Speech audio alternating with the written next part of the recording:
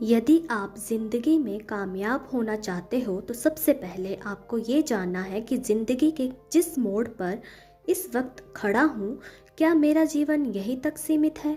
2 वक्त का खाना, रात को देर से सोना, सुबह देर से उठना, पूरा दिन भर फिजूल की बातें सोचना, रास्ते में आने जाने वाले लोगों से खुद को कंपेयर करना और उदास होना। फिर ये सोचना कि आज से मैं अपनी सारी आदतें सुधार लूँगा, टाइम से सारे काम करूँगा, परंतु अगले दिन दोबारा से अपने सबसे बड़े दुश्मन आलस के आगे झुक जाना और दोबारा वही सब बातें रिपीट करना और फिर पछताना। देखो, सबसे पहले तो आप ये सोचो कि आप अपनी लाइफ को किस तरह बेहतर बना सकते हैं, और यदि आप जानते हैं तो उस आइडिया को सिर्फ सोचिए मत, बल्कि उसे अच्छे से इम्प्लीमेंट करें ताकि समय रहते आपका वो कार्य कामयाब हो जाए और आप जो भी ऐशो आराम अपनी ज़िंदगी में चाहते हैं उसे पा सकें। अब अगर एक बार यहाँ तक पहुँच गए तो बस अब रुकना नहीं है। रुकावटें आएंगी, एक बार नहीं 1000 बार आएंगी। बहुत से लोग बातें भी करेंगे, पर तुम्हें रुकना नहीं है।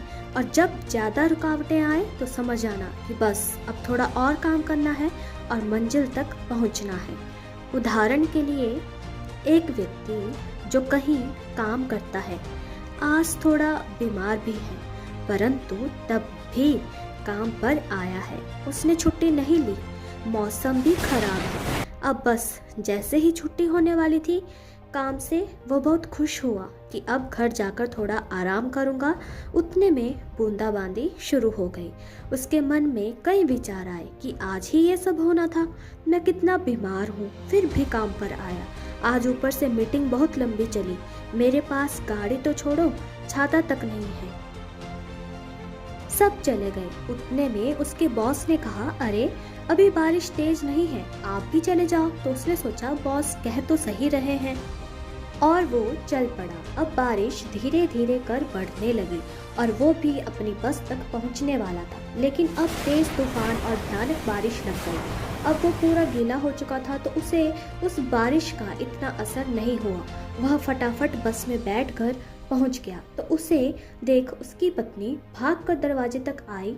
वह बहुत खुश लग रही थी, परंतु उसका पति थका हुआ था। उसने फटाफट कपड़े चेंज करे और उसकी पत्नी तुरंत उसके लिए चाय लाई और बोली कि कैसा रहा आपका आज का दिन। तो वो गुस्से में बोला, पूछो ही मत, एक तो मैं बीमार, फिर भी ऑफिस गया, छुट्टी के समय बारिश होने लग पड़ी, और तो छोड़ो बॉस ने मुझे वहाँ बैठने भी नहीं दिया, कहा अभी बारिश स्लो है तो तुम चले जाओ। उतने में पत्नी हंसते हुए कहती है, शायद इसीलिए लोग कहते हैं कि जब लगे कि सब कुछ मेरे खिलाफ हो रहा है, उसी समय भगवान आपके ज़िंदगी का सबसे बेस्ट आपको देता है।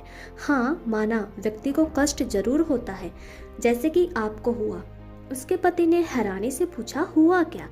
उसने कहा कि आज आपने मीटिंग अटेंड कर बहुत अच्छा किया, आपकी प्रेजेंटेशन उन्हें इतनी पसंद आई कि अब आप कंपनी के नए सीईओ बनने जा रहे हैं। आपकी प्रमोशन हो गई है, कल आप एज अ सीईओ ऑफिस जाएंगे। दोनों की खुशी का ठिकाना नहीं रहा। तो बस कुछ ऐसा ही हमारे साथ भी होता है। आंधी तूफान सब छोटी छोटी परेशानियां हैं जो आपको इतना मजबूत बना देती हैं कि अब आप लोगों की बातों पर उतना गौर नहीं करते और इन सब को पार कर अपनी मंजिल तक पहुंच जाते हैं। बस मेहनत कीजिए और रुकिए मत।